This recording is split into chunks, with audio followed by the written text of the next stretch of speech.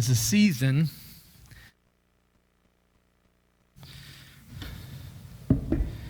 and I have a gift that was given to me. One second. I had to plug it in.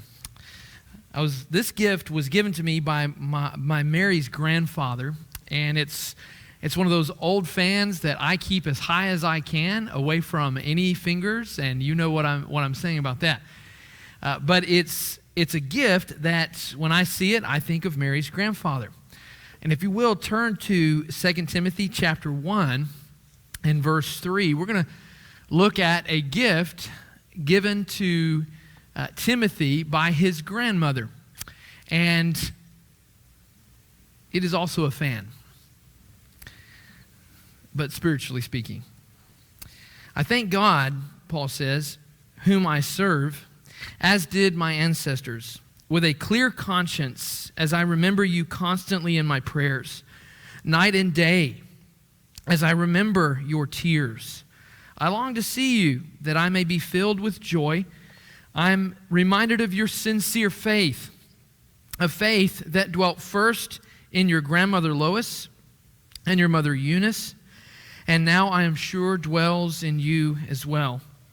For this reason, I remind you to fan into flame the gift of God which is in you, through the laying on of my hands. For God gave us a spirit not of fear, but of power and of love and of self-control. All right. You don't have to have it on to understand the point.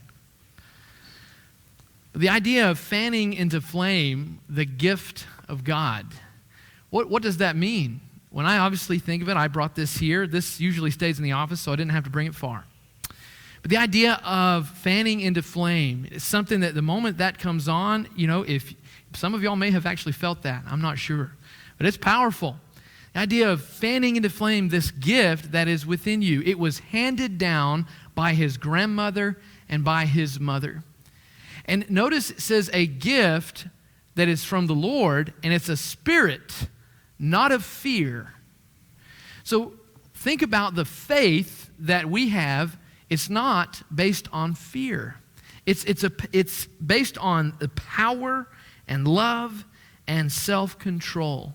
And that's something we need to constantly fan into flame. So what happens if I were to put a flame in front of it? I wasn't going to do that. That would have been too far.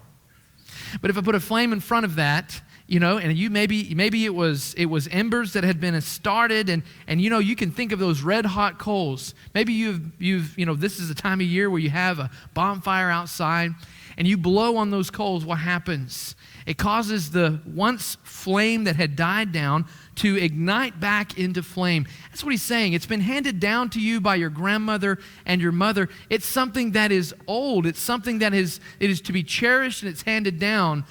But if you don't fan it into flame, it will go out. And so what he's saying is, fan this into flame, not based on fear. This idea of fear that maybe could make it go out, cause it to go cold. He's saying that this gift is power and love and self-control. The power is a sincere faith that came from his grandmother. It is powerful to know of the blessings that have been handed down to us from generation to generation, cause us to think about these holy words that are ancient, that are long preserved for our lives. And we can look at this and we can recognize that if it was good for my family to follow this in its truth, it's good for me. And it's a sincere faith. It's something that is on fire for God, and that is powerful. And it's not something that is old and worn out that will die. We got to fan it into flame. But notice this gift of God is also love. It's love. Love that's handed down from a grandmother to a mother to a son. And the same thing that Paul is reminding him, as if he is his own father, he's reminding him of this precious, powerful gift, and that is love. Love that's been handed down to us by our heavenly Father. But it's this word for self-control that I want to bring out. It can also mean the idea of exercising prudence. but more specifically, teaching of improvement. We can all improve on the faith that we have. We're told to add to our faith.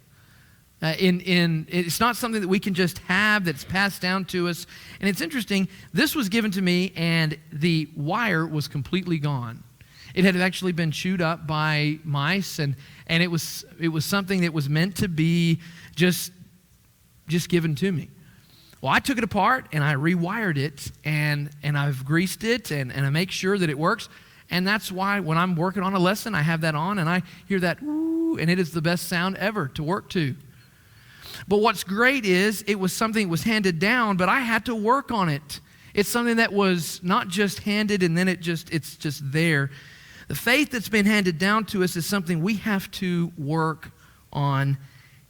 And that's where self-control comes in. That's where self-improvement comes in, making sure that we're holding to what is love, we're holding to what is powerful, and it is not a spirit of fear. The world wants to tell us that we're to be fearful. The world wants to tell us that we need to give up. The world wants to tell us to just stop doing what you're doing. But God is telling us the opposite, and so has our ancestors before us. Let us hold to what is true. Let us hold to what is powerful and to what is love. Tonight, can we encourage you?